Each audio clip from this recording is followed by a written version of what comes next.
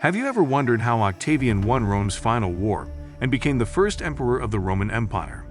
This is a story of love, passion, courage, and an incredible journey of one man's ascension to power. We will also explore the events that led to the Octavian victory and what it meant for Rome and its people. Join us on this fascinating journey as we explore the legendary story of Octavian's rise to power. It is an incredible tale of courage, passion, ambition, and ultimately triumph. So, let's begin. Octavian was the great-nephew and adopted son of Julius Caesar. With Julius Caesar murdered, Octavian rose to power after a series of civil wars known as the Roman Civil Wars. After defeating Mark Antony at the Battle of Actium, Octavian became the undisputed ruler of Rome. After this, Octavian was determined to bring peace and stability back to Rome. He started by reforming law and order in the Roman Republic. The Senate gave him the title of Augustus, which made him the first emperor of Rome. The Octavian main rival was Mark Antony, who had been supported by Cleopatra, the last pharaoh of Egypt. Antony and Cleopatra had allied to challenge Octavian for control of Rome. In 31 BC, Octavian declared war on them. After a series of battles, Octavian ultimately won the war at the Battle of Actium. His victory at Actium marked the end of Rome's civil wars and the beginning of a new era in Roman history. Octavian was declared the first emperor of Rome, and he began the process of transforming a republic into an empire. He established peace and stability throughout the region, while expanding Rome's borders through military campaigns. Octavian's victory in the final war of Rome was an important milestone in ancient history. He united the Roman Republic and brought Rome a new era of peace, prosperity, and unity. Octavian's legacy lives on today as he is remembered as one of the greatest conquerors in world history.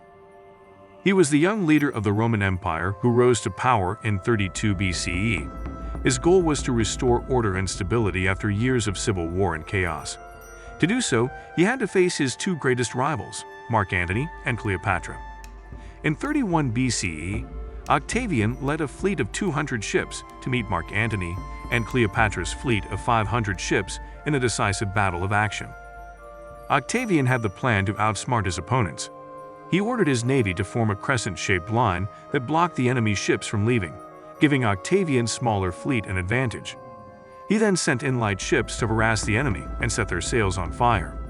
The fight lasted for hours, but eventually, Antony and Cleopatra's forces were defeated. After Octavian won the Battle of Actium, he continued his campaign against Mark Antony and Cleopatra, chasing them into Egypt until they surrendered in 30 BCE. His defeat of Mark Antony and Cleopatra at the Battle of Actium marked the end of Rome's long civil war. Octavian emerged as the undisputed leader of the Roman world, while Antony and Cleopatra were driven out of power. After that, he consolidated his control over Rome by appointing himself Augustus, a title that stood for supreme power. He then began to build an effective new government system. He centralized the authority of Rome under his sole power and abolished the Roman Republic to restore peace and stability to the city-state. His reforms included creating an imperial bureaucracy, reforming the judiciary, and reducing corruption. Octavian was also a masterful military strategist. He restructured the Roman army, creating an effective chain of command and well-trained troops who could respond quickly to threats from outside forces. His strategy enabled Rome to become one of the major powers in Europe for centuries to come. His victory at Actium in 31 BC marked the end of a civil war raging for nearly 2 decades. With his rival Antony and his lover Cleopatra dead, Octavian was left as the undisputed ruler of Rome and its provinces.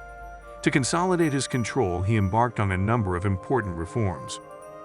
Octavian began by returning land to the Roman people, ensuring that all citizens could benefit from his rule. He also reformed the Senate, increasing its size and giving it more power over taxation and other matters of state. To ensure his power was secure, Octavian held a series of public spectacles, such as gladiatorial games and minted coins bearing his image. In 27 BC, Octavian declared himself the first emperor of Rome, taking on the title of Augustus Caesar. He then laid out a number of reforms designed to secure his position and keep Rome firmly under his control. These included a professional army, civil service, and a network of roads to link the empire together. He also established the Praetorian Guard, an elite force that would protect him from threats to his power. Octavian won the last Roman civil war and became Rome's first emperor. This was a turning point in Roman history, as it marked the beginning of its transformation into an empire. Octavian's rule set the stage for centuries of advancement and stability, which were largely attributed to his reforms. One of Octavian's key reforms was a religious one. He'd established the cult of the deified Julius Caesar, which ensured that all Roman citizens had to pay homage to him as a god. This gave Octavian immense power and authority, making it difficult for anyone to oppose his rule.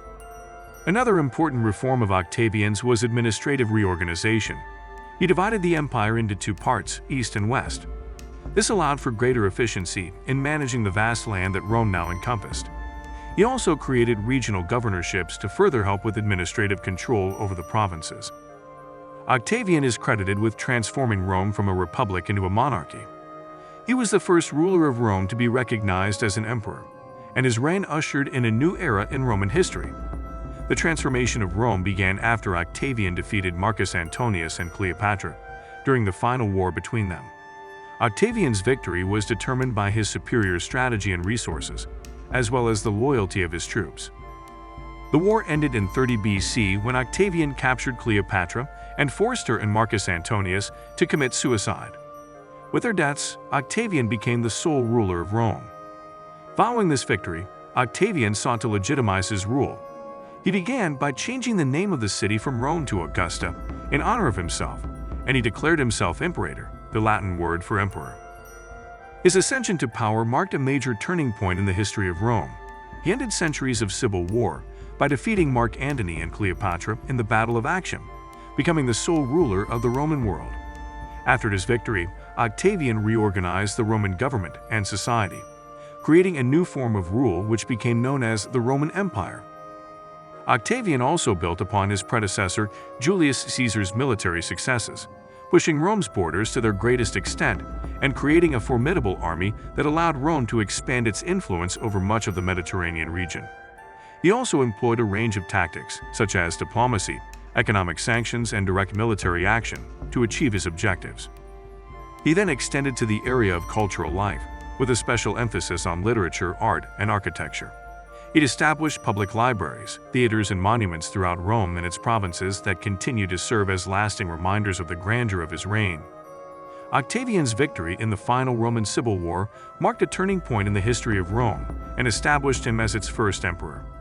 His reforms paved the way for centuries of stability, including administrative reorganization, religious reforms, and cultural advancements. Through his strategy and resourcefulness during the war, he expanded Rome's borders and created a formidable army that allowed Rome to extend its influence throughout the Mediterranean region. Octavian's reign forever changed the course of Roman history, and his legacy still resonates in the present day. This was how Octavian changed Rome from a republic into an empire through skillful strategy and hard work. We hope you enjoyed learning about this fascinating period in Roman history. Please comment with your questions and opinions about this topic. We would love to hear them. Thank you for watching, and continue to stay curious.